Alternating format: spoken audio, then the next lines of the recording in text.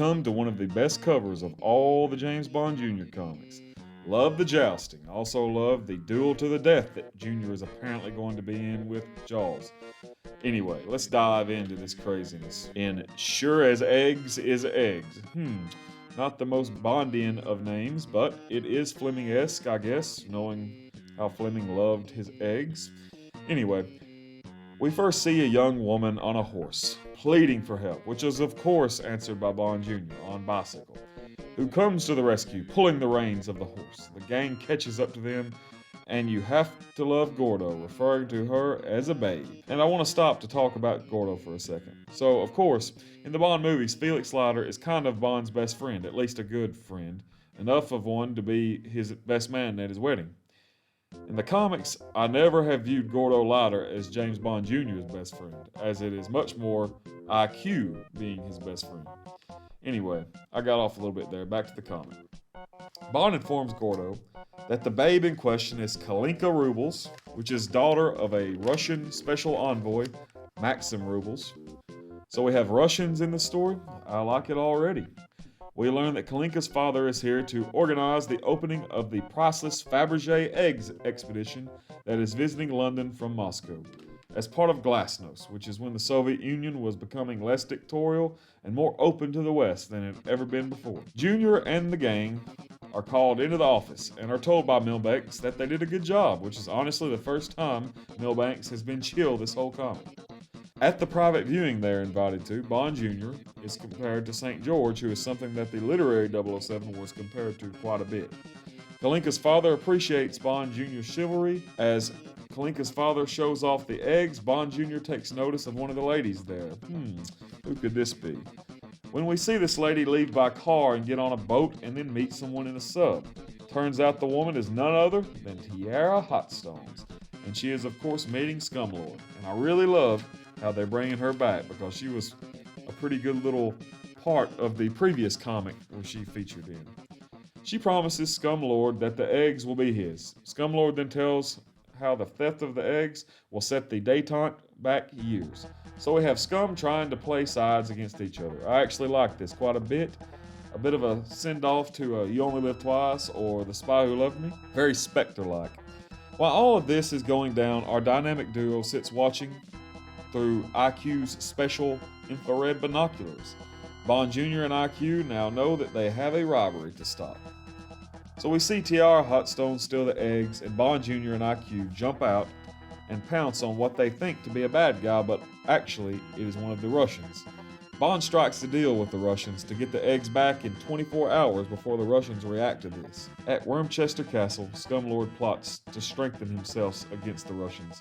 He needs to steal something that the envoy values more than the Fabergé eggs. His daughter, telling Jaws to kidnap her. The boys in Bond's car drive up on Jaws kidnapping Kalinka, and of course they give chase. Turns out Jaws' van is equipped with booster packs, allowing it to go faster, but IQ has used Bond Jr.'s car computer to find the possible destination of Jaws, which is of course the castle. The boys attempt to stealthily infiltrate the castle, but are quickly found out by Jaws. They are then taken and are met by Scumlord. Tiara shows up, and after chastising Scumlord about kidnapping teenagers, she supposedly leaves before apparently helping Bond Jr. out by throwing tear gas in, which allows the gang to escape. They find horses but are soon given chase by Jaws on a motorbike. This is when we get the great jousting scene from before. Bond is knocked off his horse during the jousting. Then, just when Jaws thinks he has won, a Russian shows up to challenge Jaws. But before they can fight, Jaws is knocked out by Bond Jr. with IQ's precious binoculars from before. At least it's not an Agatha Christie book. Back at the exhibition, James is bummed out that he didn't get the eggs when Tiara Hotstones comes to the window and explains that Scumlord had double-crossed her before and she had stolen the real eggs but had given him fake ones. She then gives Bond Jr. the real ones and leaves. Bond Jr. gets a kiss from Kalinka and goes to meet her father as Jr. wonders what Scumlord ended up with, and we indeed see exactly what that was, which is actual eggs. We leave as our favorite dastardly villain asks Jaws if they can land and get rid of the stinking eggs.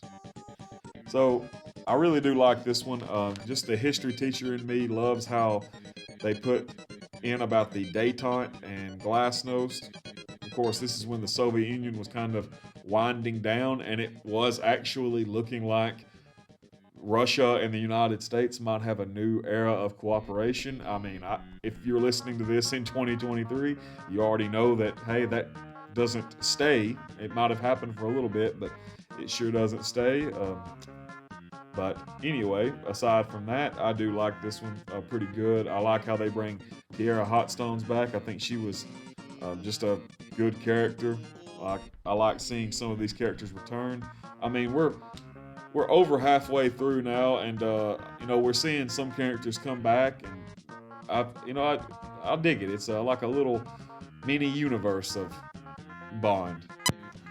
I also just want to say, I mean, we see the Fabergé eggs. That immediately takes me back to Octopussy, and even you can go more back than that and go to Fleming's The Property of a Lady short story. So there actually are quite a few little Fleming-esque things about these James Bond Jr. stories. That's one thing I want to say that I don't think I've talked hardly any at all about.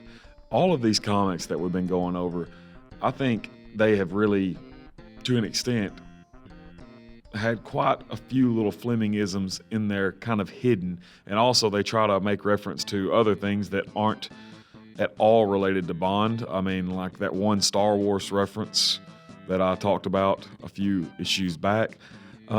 Really, like for anybody, if you just are bored and just want something to do, I mean, you could find worse things to do with your time than to read these James Bond Jr. comics. I mean, you never know what you find. I mean, I've had several moments when I'm reading them for this show, and I'm reading them, and it just makes me smile a little bit. And I really thought that I was going to be cringing more often. But anyway, with all that aside, liked this one.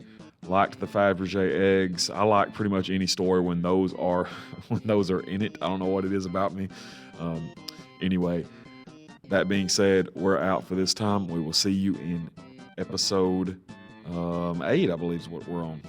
See you then.